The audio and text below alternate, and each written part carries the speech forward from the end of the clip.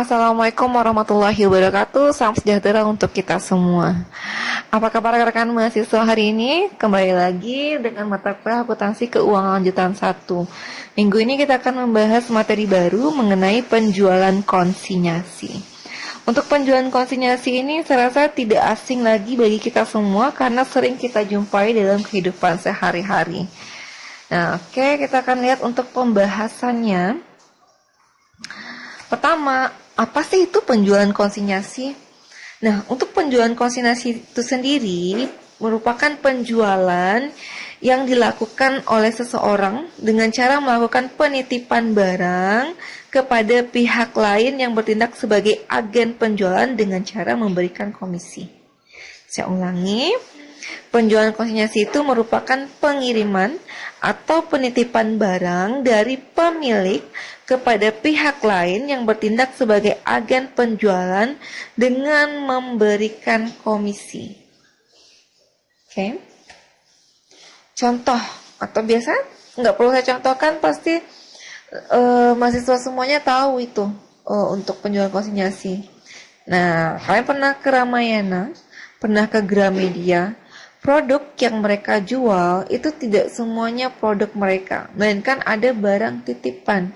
Contoh, untuk di Ramayana itu banyak pakaian dengan beraneka macam merek. Itu merupakan barang yang dititipkan. Kemudian di Gramedia banyak buku, ada buku penerbit Erlangga, ada penerbitnya Salemba 4, dan masih banyak lainnya. Itu mereka menitipkan barangnya di Gramedia. Sama juga seperti kalian kalau ke minimarket, lihat ada roti, ada risoles, ada makanan basah, kue-kue basah. Itu merupakan contoh atau bentuk sederhana dari penjualan konsinyasi. Ya, jadi penjualan konsinyasi itu barang yang dititipkan kepada agen penjualan dengan cara memberikan komisi. Ya, jadi barang konsinyasi itu adalah barang titipan. Oke. Nah, istilah yang biasa muncul dalam penjualan konsinyasi itu apa saja? Yang pertama adalah konsinyasi. Konsinyasi itu adalah penitipan barang kepada agen. Kemudian ada istilah pengamanat. Pengamanat adalah orang yang menitipkan barang.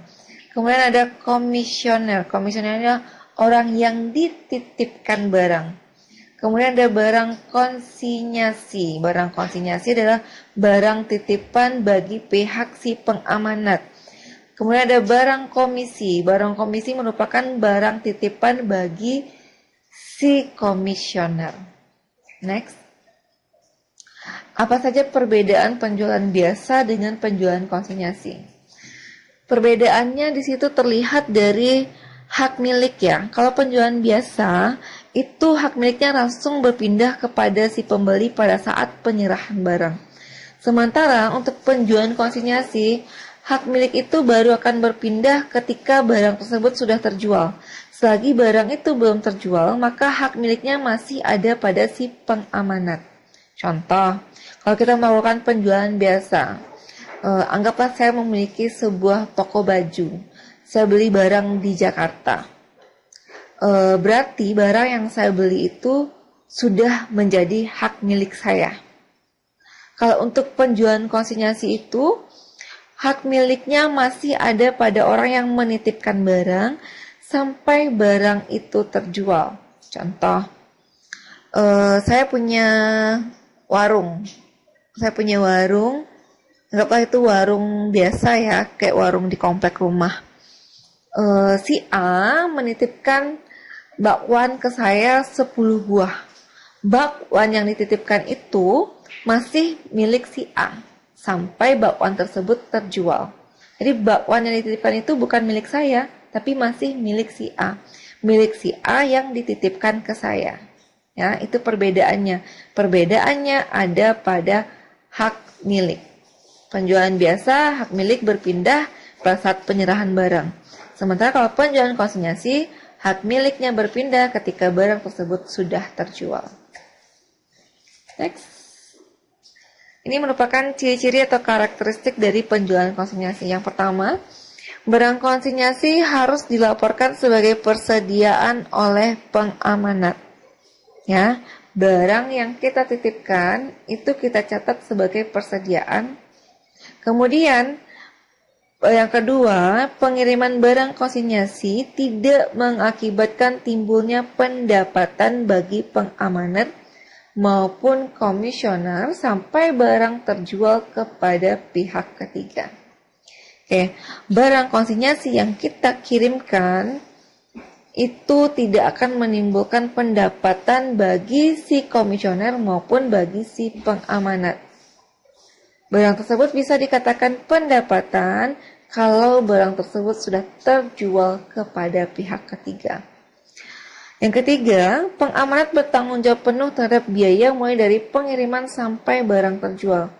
Jadi yang paling bertanggung jawab terhadap biaya, terutama biaya pengiriman, itu adalah si pengamanat. Komisioner tidak akan ditanggung biaya apapun. Seluruh biaya yang ditimbulkan dari penjualan konsinyasi ini adalah tanggungan si pengamanat. Terakhir itu adalah komisioner berkewajiban menjaga keamanan dan keselamatan barang titipan tersebut.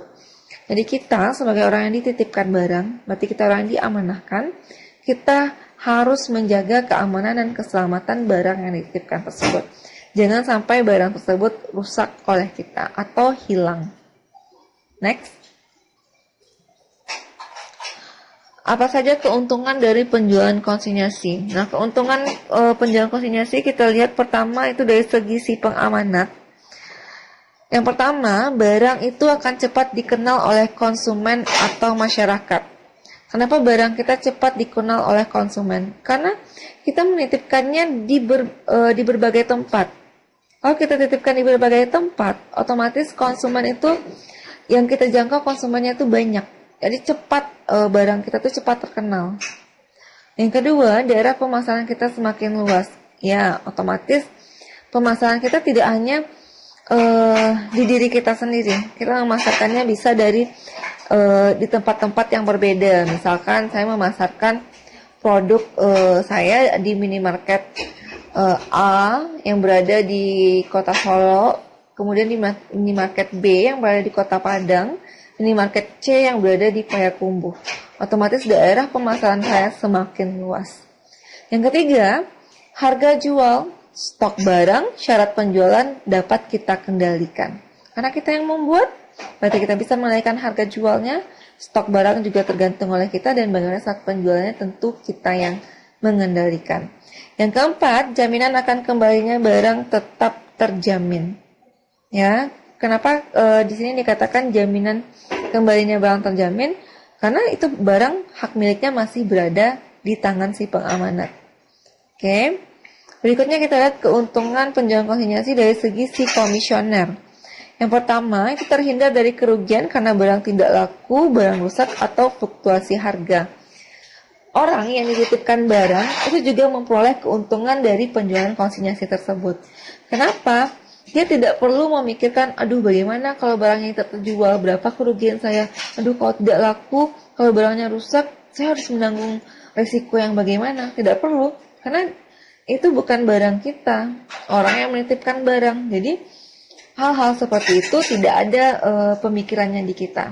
Yang kedua, menghemat kebutuhan modal kerja. Otomatis kita punya toko, kemudian modal kita itu cukup terbatas. Untuk membuat toko kita itu penuh atau seolah-olah kita memiliki banyak produk, tentu kita harus mempunyai modal kerja. Tapi jika ada orang yang melakukan penitipan barang, seolah-olah toko kita itu penuh karena terisi oleh orang yang menitipkan barang.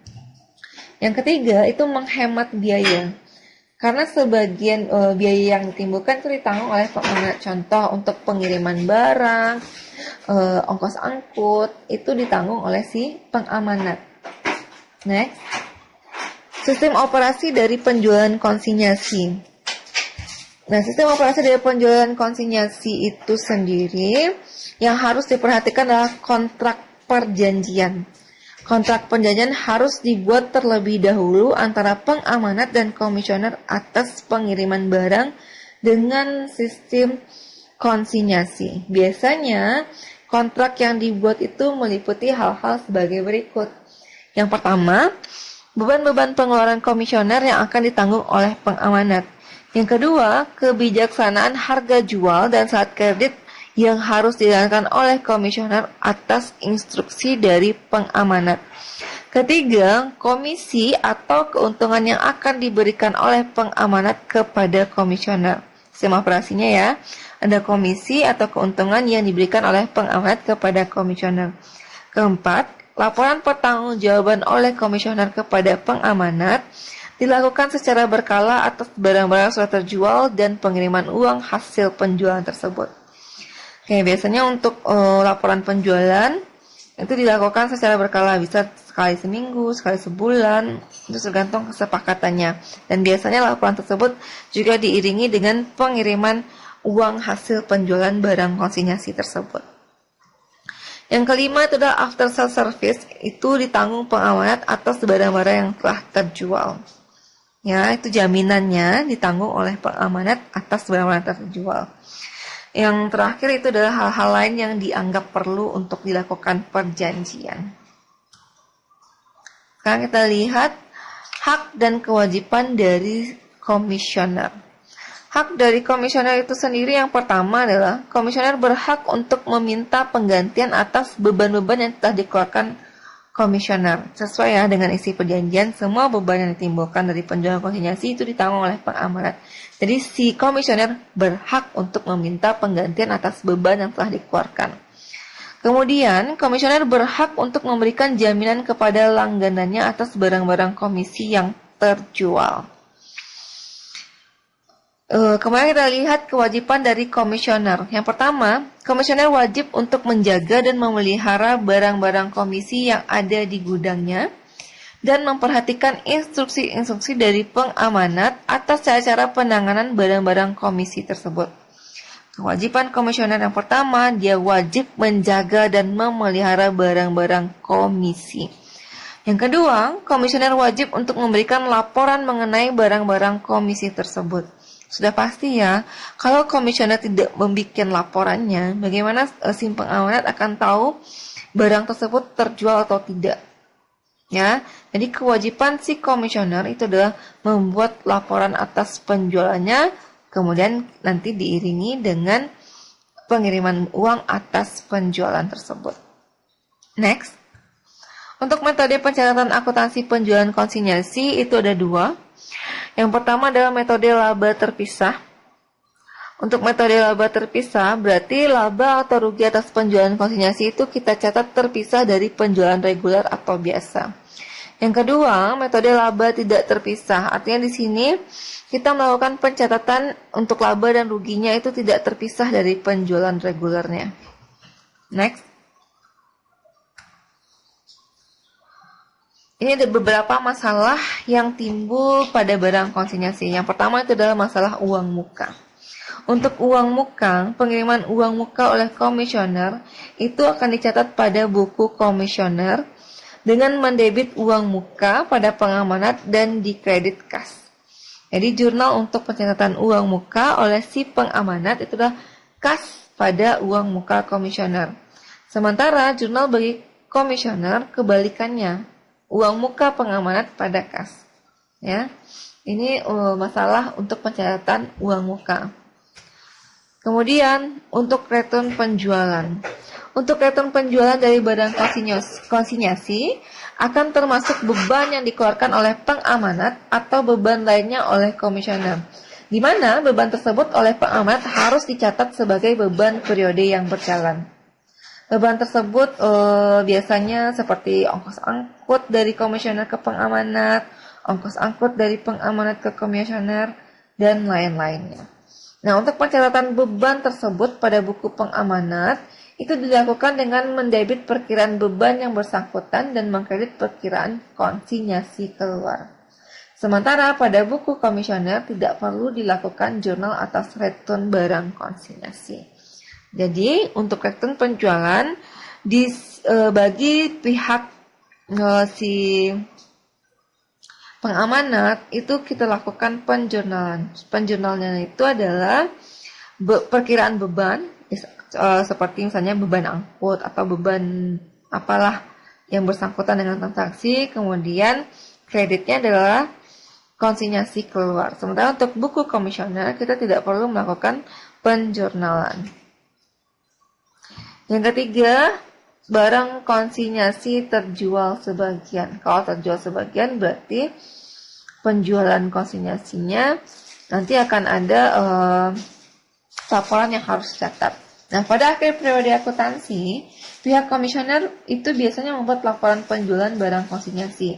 Apabila barang konsinyasi baru terjual sebagian, maka pengamanat harus menganalisa semua beban yang dikeluarkan oleh pengamanat dan komisioner dengan cara perbandingan barang yang terjual dan belum terjual.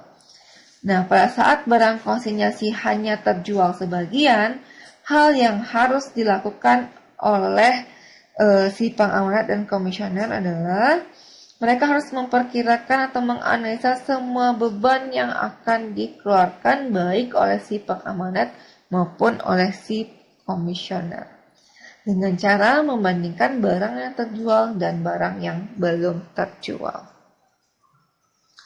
Sekarang kita masuk untuk contoh penjualan konsinyasi. PTA menjual barang dagang secara konsinyasi pada tanggal 1 Januari 2014 dengan membuat perjanjian penjualan konsinyasi dengan firma B yang isinya sebagai berikut. Pertama, harga jual lemari itu adalah 950.000 per unit. Komisi untuk firma B sebesar 10% dari hasil penjualan. Firma B memungut sewa atas barang konsinyasi sebesar 25.000 per unit. Semua beban yang dikeluarkan oleh firma B akan ditanggung oleh si PTA. Firma B menyerahkan uang muka sebesar 20% dari harga jual barang yang dikirim. Terakhir, harga pokok barang konsinyasi itu adalah 750.000 per unit. Ini adalah informasi soal untuk penjualan konsinyasi. Untuk transaksi yang terjadi selama bulan Januari 2014, yang pertama, pengiriman dan penerimaan barang konsinyasi sebanyak 150 unit. Kedua, penerimaan dan pengiriman uang muka sebesar 25% dari harga jual. Ketiga, PTA melakukan ongkos angkut ke firma B secara tunai sebesar 400.000. Keempat, pembayaran sewa atas barang konsinyasi yang dikirim dan diterima tunai oleh firma B. Kelima, semua barang konsinyasi dapat dijual. Keenam, pengeluaran buku kas firma B sebesar 350.000. Berikutnya, pencatatan komisi oleh firma B dan terakhir adalah pengiriman dan penerimaan laporan penjualan barang konsinyasi serta pengiriman uang setelah diperhitungkan uang muka. Nah, sebenarnya untuk penjualan konsinyasi ini kita akan hanya melihat atau membahas bagaimana pencatatannya. Nah, untuk pencatatannya itu berarti terkait dengan penjurnalan. Sebenarnya rekan-rekan mahasiswa saya yakin semuanya mampu dalam hal melakukan penjurnalan. Cuman untuk penjualan konsinyasi, akun apa saja yang biasa digunakan dalam penjualan konsinyasi.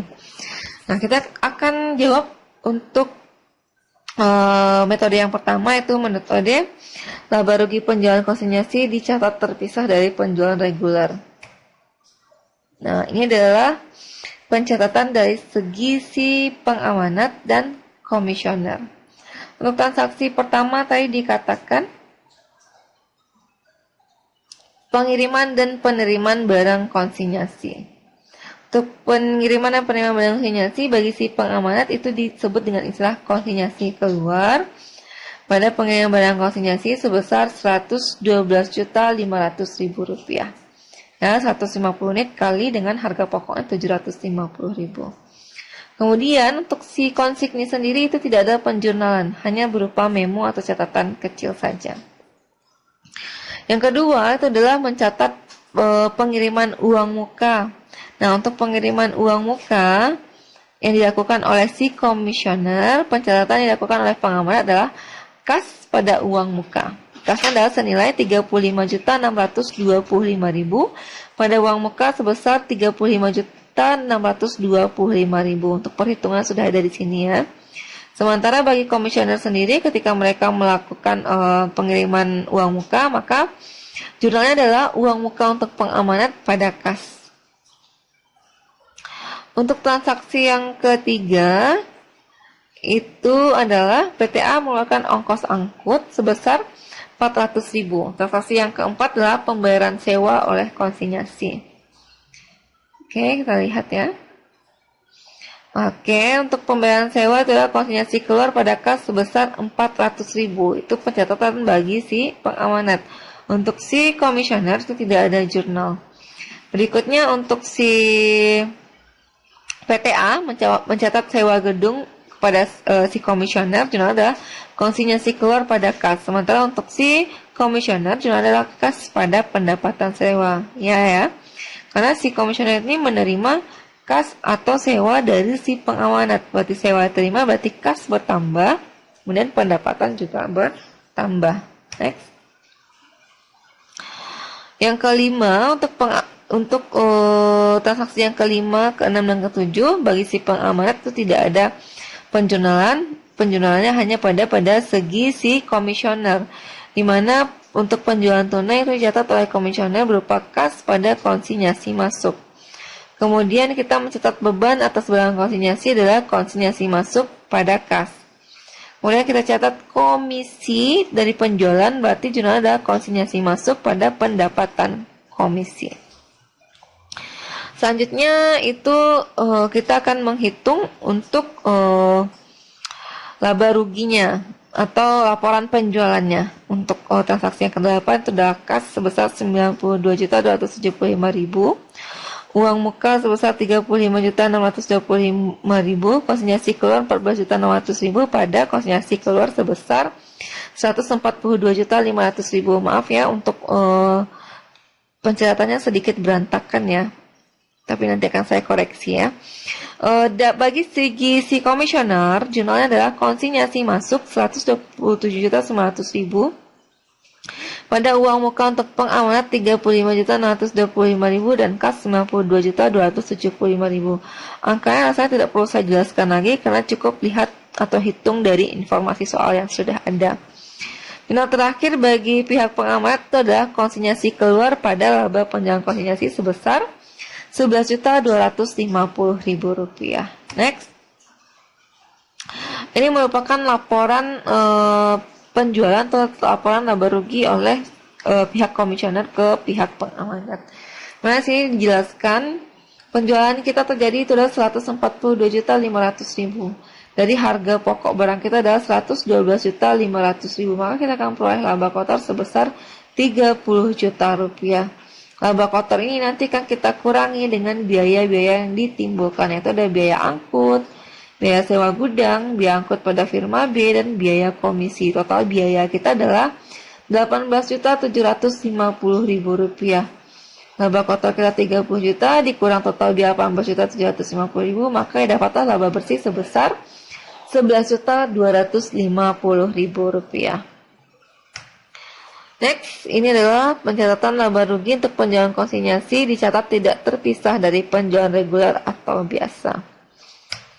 Untuk jurnalnya, bagi si pengamanat atau komisioner untuk transaksi pertama itu sama-sama dicatat berupa memo.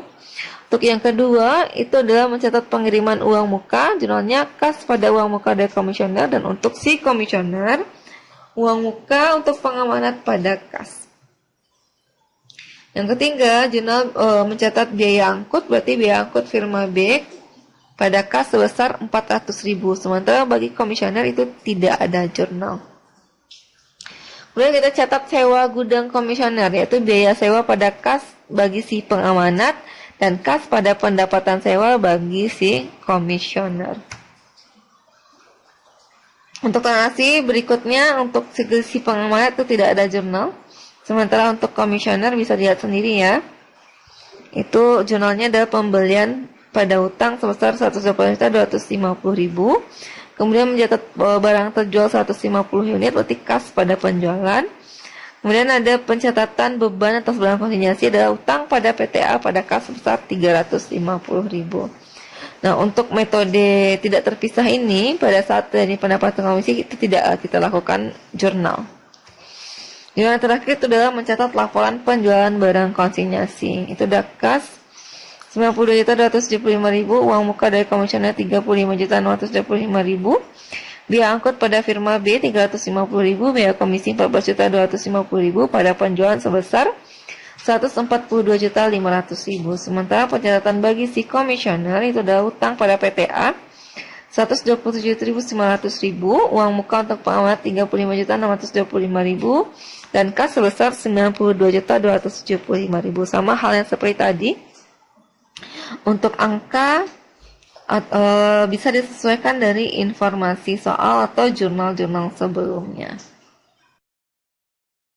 Oke, kira-kira itu beberapa contoh transaksi yang biasa terjadi pada penjualan konsinyasi dan pencatatan yang biasa terjadi atau yang dilakukan oleh si pengamanat maupun komisioner dalam penjualan konsinyasi.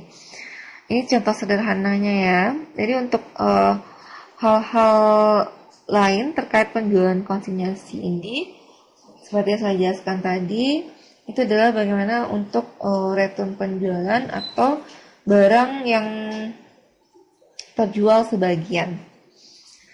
Untuk penjualan konsinyasi ini sendiri saya rasa materinya sangat gampang.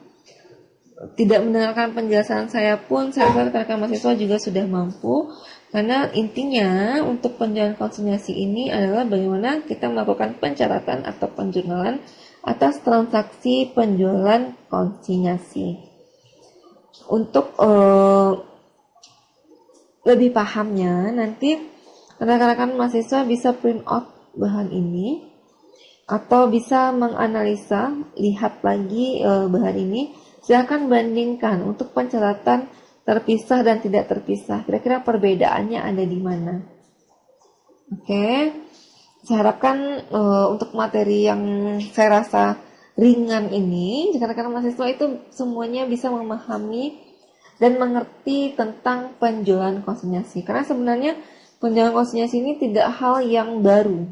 Ini hal yang biasa kita jumpai atau bahkan kita ataupun keluarga kita ataupun orang terdekat kita pernah melakukan yang namanya penjualan konsinyasi.